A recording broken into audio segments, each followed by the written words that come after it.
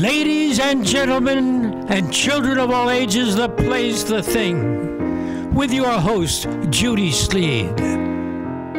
And our special guest, Julie Clark Boak, playwright and screenwriter.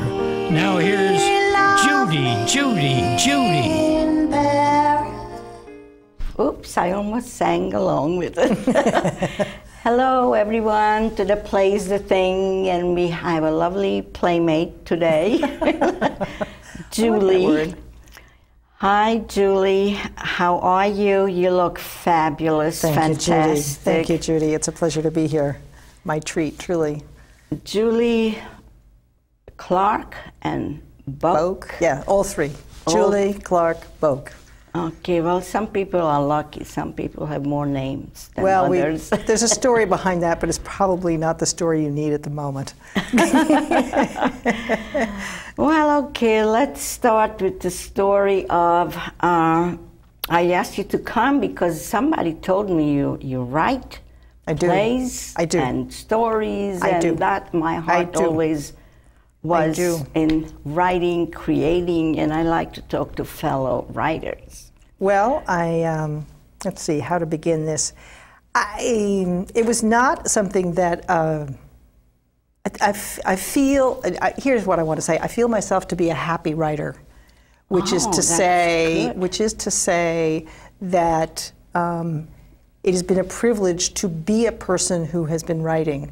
It is not something that I came to automatically. I don't come from a family that operates that way. I grew up in Cambridge, Massachusetts, from sort of an ordinary business family, so there wasn't a creative milieu. But what was true was that the family was riddled with alcoholism, and so while the outsides were very comfortable, the inside was very hollow, and there was no language for that. It took the family a long time. I was 18, 19, before anybody in the family, my mom or dad, actually had any language for what was happening to the family. And there were 7 of us, 5 kids, and so there's a bit of a pack. So I always think that that we were a family that loved language. I always think, and loved the theater, I always think that perhaps the thirst for the language to describe things that haven't yet been described comes from that silence. I'm not even sure if it comes from the experience or whether it comes from the silence about the experience, but I believe it comes from that place. And so I was not a writer myself until probably about 25 years ago. I fell in with a whole bunch of theater folk at college, some of them now quite distinguished, and that was my undergraduate life, was largely this life of the theater and student created theater and original plays, and we ran our own theater for 3 years in the summertime, and it was really an extraordinarily fertile environment. And so a number of those people went on into the business. A couple of them, Tom Babe, went to the Public Theater on a regular basis, and his partner Neil Bell is still writing, and I think he's a professor somewhere at maybe Tulane, and others. And Wendy Wasserstein was part of that crew, and who else? Somebody I just saw last year briefly, head of Lincoln Center, not Gersten, the other guy, Andre Bishop, blah, blah, blah. Anyway, so there was like this cohort, and they were inspirational, but it was their words, not mine. So I'm finding it very interesting that you said it was the result of some void that you got into this, like the language or the silence, and then you started to express yourself. That's really a very good therapy for a lot of people, and maybe they don't know how to do this. And well, that's what so the short thing is that by the early 80s, everything, my life had sort of gotten really unmanageable, and my daughter had a diagnosis for severe chronic disease, and things happened, and that's when it stopped being enough to have somebody else's voice speaking, and it became my turn, and I had And I was kind of commanded. It was interesting. I woke up one morning and I heard this voice. I mean, it was literally, it woke me up, this voice, and it said, "You've been had, babe." And I was like, "What?" I'm serious. It was a deep voice. It was, if I wanted to identify it ethically, I'd say it was a black woman. She was laughing at me. She was serious. She was like, "You've been had." And I was like, "Oh my God, by what? By what?" And it led me, that voice, just following that voice, just writing down what it said, led me to my first play, which was about some abuse that it was an amazing process. It was an amazing process. One would never know these things just by looking at you. Well, there's a cast of characters inside all of us, I figure. There's a whole host of characters inside all of us. We just need to get out of the way and let them talk. So let's just go back a little bit. You were born, you said, in Massachusetts? Boston, Massachusetts. Yep. Yes, so, and 5 kids? 4? I'm the second. I'm the oldest girl. The oldest girl. I have an older brother, 2 younger sisters, a younger brother. And where is everybody right now? Well, let's see. I have my older brother's in New Hampshire. He's a lawyer. I have a younger sister in New York, a painter, and a mother now of some years. The sister younger than that is in Massachusetts also. She's a horticulturalist.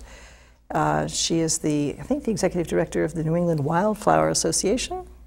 She's on the side of the good gods. And a younger brother who lives in Colorado and does a lot of traveling and a lot of photography. So we're kind of diversified. We're diversified. We're a diffuse group. Yes. A diffuse group. My dad's been dead a number of years, and my mom is, of an age where things are, sort of slowing. Yeah, kind of winding up. It's very slowly. So when did you venture to the Hamptons? 1987, 21 years ago. How did that happen? I had a friend who asked me to come out and share a house with her. Came out on the train in like February to meet a real estate agent, and I thought, oh, this is the dullest place I've ever been in my life. It's flat, it's uninteresting. I have no idea why anybody's here. And this real estate agent must have caught a smell of this off of me. And he drove me around the corner. I don't know if you must know Accabonac Harbor in the Springs. Yes. And I thought, that's it, I'm done, I'm here. Oh. It was love at first sight. And I actually just got married on that same beach at Louse Point 2 months ago. Wow. Yeah, so Accabonac Harbor's been good to me. Why did you do that? I'm sorry, I just had to ask. Why did I do that? Because I'd been practicing a long time to get it right, and I finally found a way to get it right. So a friend of you lived here, a friend of yours lived in the Hamptons? A friend of mine knew the Hamptons. She was a New York-based person. I was not a New York-based person. My life was a sailing life. I'm a sailor, I'm a small boat racer. I've been on the water all my life, and sailed the New England coast with my ex-husband, and we cruised, and we'd done this, and we'd done that. So the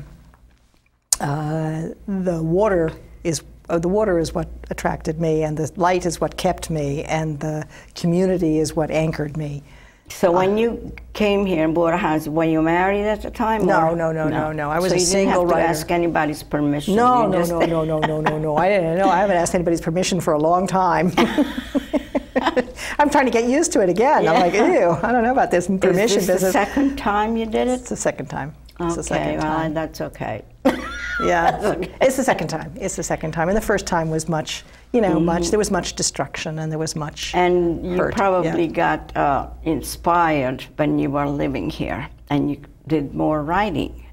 Well, I find it, it's interesting. The city is a great place for ignition in certain ways because it's so fraught. So it has a nice turbulence if you're a dramatic writer. But if you want to execute, this is a brilliant place to execute because it gives you the space and the time and the sense of air, and you can breathe, and you can let things flow and open up, and you don't feel like, it's not like there's somebody writing in the apartment next door to you running as fast as they can. There's the feeling that there's some space to add something to the general discourse, to add something to the civilization, to the community. There's space for that. And I also just love the fact that I can get on the water here. You know, I now have my own little boat, but for years I was, you know. Is it a rowboat? No, it's a sailboat. It's called. So what have you been writing? You've been writing plays and screenplays. Right. Did you write a In the book, early or- 90s, I went to Playwrights Horizons as a playwriting student, and I finished up there about 4 years later. I wrote a whole bunch of one acts in that process, and then I came out of there with a full-length screenplay, which was unexpected by everybody.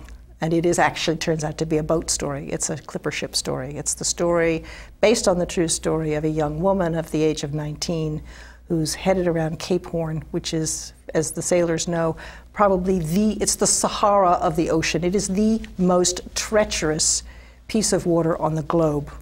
And this woman at the age of 19, her husband got ill. They were going from New York to San Francisco, and the first mate had to be thrown into prison on board the ship because he was insubordinate and subversive. And she ended up being the captain of the ship at the age of 19 and newly pregnant, going around Cape Horn and taking that ship from Cape Horn to San Francisco. So that story got my attention, and moved me enormously because of the physical courage, the intellectual, the knowledge she had of navigation, just the environment of hardship, and her persistence and her courage. I just thought it was an extraordinary story, and it deserved to be told. So you wrote a play? I wrote a screenplay. I started as a play, and then my playwriting teacher just wouldn't, the one that we were working on in the class, he just wouldn't stop smoking. And I had recently given up smoking, and this guy just, and I love to smoke, so, you know, it was like, oh, he's smoking, I'm going to smoke. So I said, I really need you to stop smoking. And he said, no, I can't stop smoking. So I said, well, I have to leave your class then. So I literally, I don't know, the old Playwrights Horizons was a series of really rickety rooms on West 42nd Street. So I was in rickety room number 1, and literally I went across the hall with my notes to rickety room number 2. And rickety room number 2 had this screenwriting teacher in it, and that was the first screenplay I wrote. So are you going to read from that play? I'd like to read a couple of minutes of the top of that piece for you, if you'll forgive the fact that I'm not an actress. Well, I'm sure you're going to read it well, because give you some sense your baby. Of 'tis my baby, 'tis my baby. So forgive us all this declamatory business. But anyway, this is a screenplay. We're in Boston Harbor. It's 1847. Oh. 1847. It's a period piece.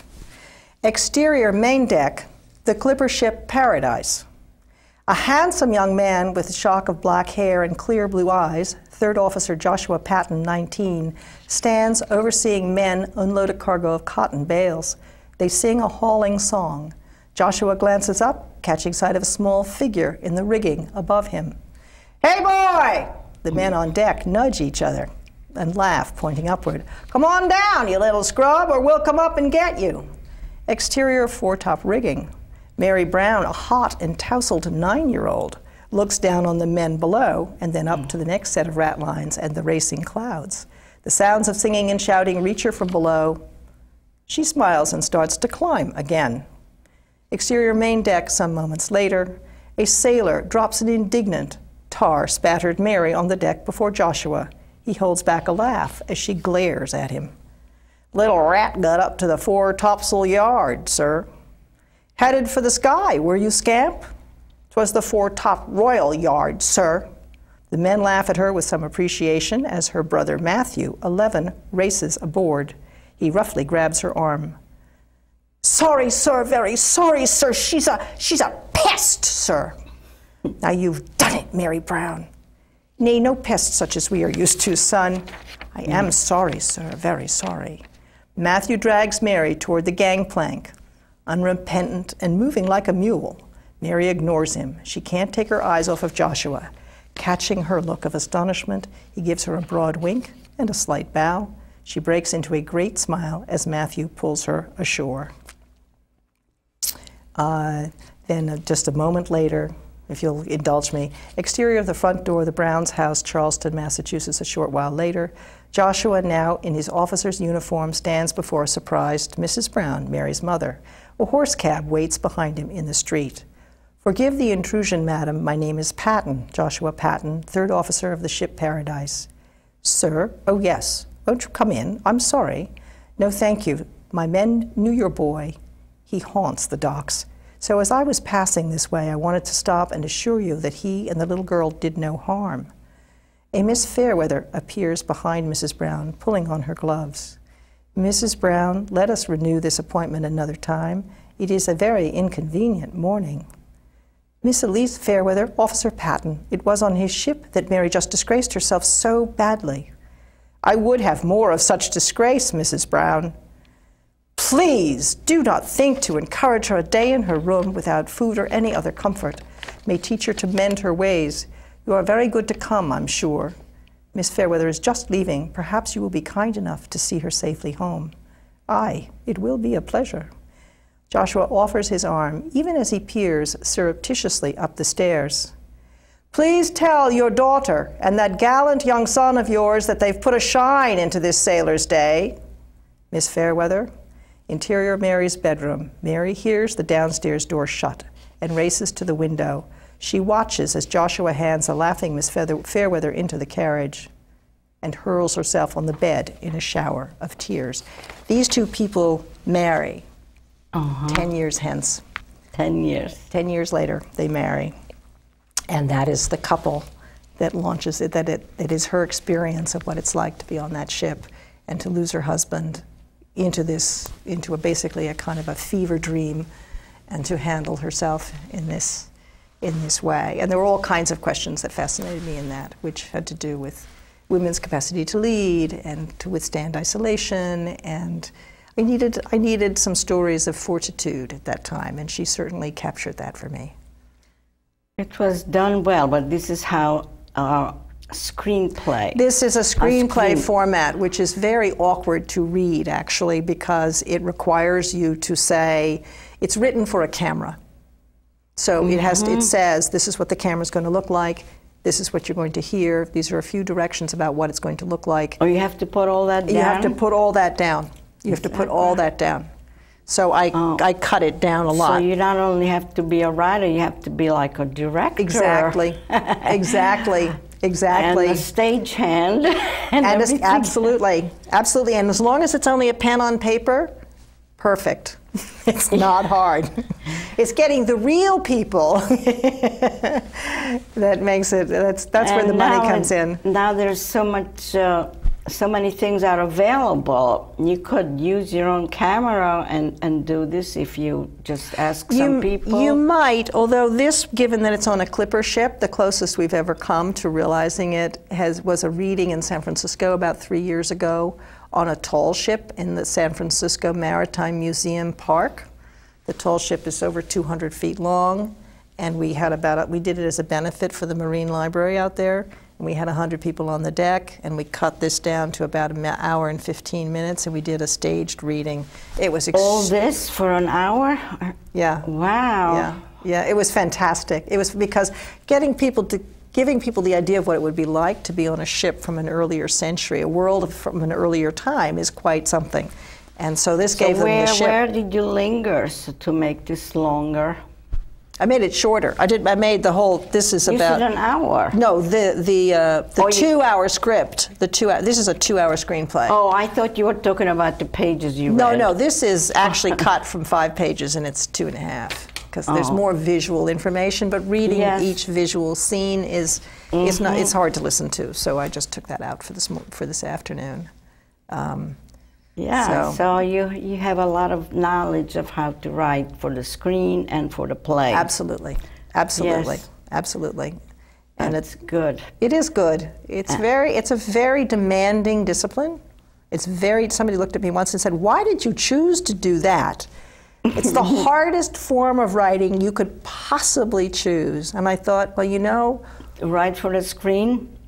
To write for to either one, I think. I think either one. I think either one. He said, actually, I don't think it was the same person, but he said, you're basically writing an entire novel in 120 pages, and most of it is white space. The compression, every line, every thought, every scene has to do 5 or 6 things. if you're going to have it have some juice. You know, if you're just, I don't want to say just as a sitcom, because I couldn't write a sitcom if you rolled me over and broke my arm. So let's just, you know, I think anybody who does this well is, you know, is to be honored, because I think it's very difficult to do it well. Although I think some people have a more natural gift. Yeah, I think it's exceedingly difficult to have it matter, to have it work. You know, it's about sequencing. It's about what's the word I want? Well, I think resonance. From my experience, well, because I do a little bit of writing, Mm-hmm. I see it in my head first before I write it down. Everything, and I put myself in the character. Right, right. And that way, it's moving along. Yeah, I'd have to say it's not quite that simple for me.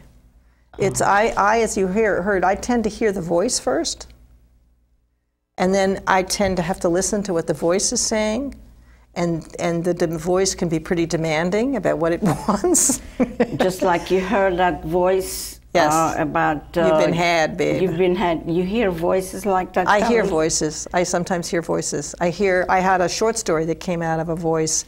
A story. My father had an older sister, actually, that nobody ever spoke of, who had died of meningitis when she was 12 or 13. And there were these family photographs everywhere. She looked identical to a child who was born much later, after she had died. She actually died of meningitis when she was 12 or 13, and nobody had ever said a word about it. And I had a similar experience with a story that was, again, waking up one morning, and it was a voice that simply said, "You're going to tell the story." And I thought, but no, I don't know what the story is. It doesn't matter.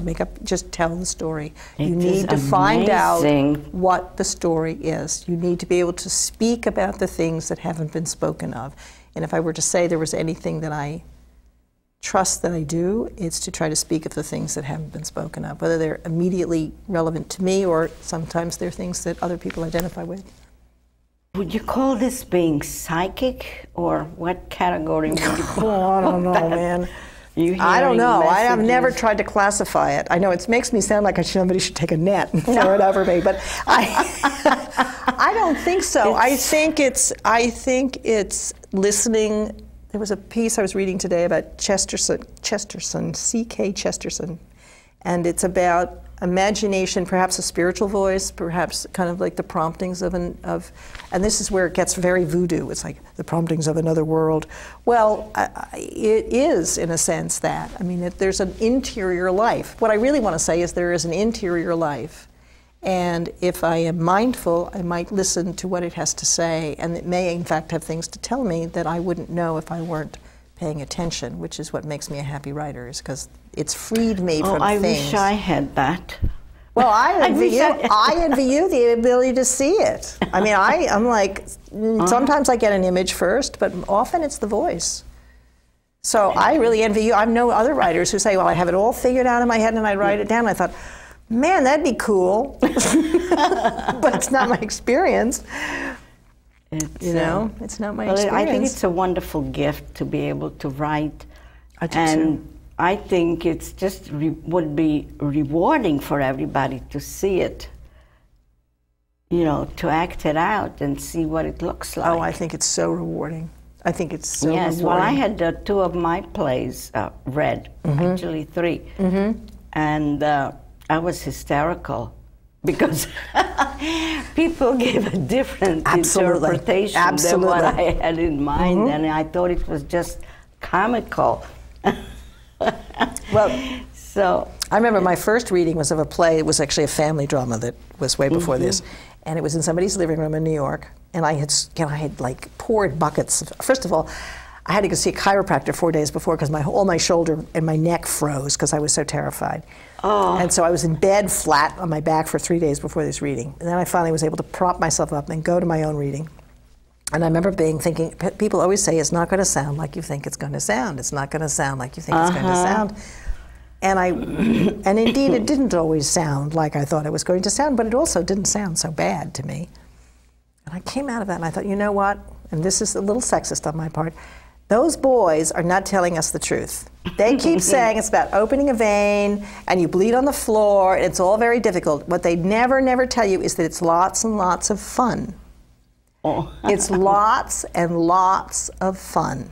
And that people are enormously jealous of the fact that you get to write things down and have other people say them. They are hugely, it's a beautiful thing to be able to do. It's a beautiful thing to be able to do. And fun. And fun. It's Yes, actually fun. Hello? It is fun.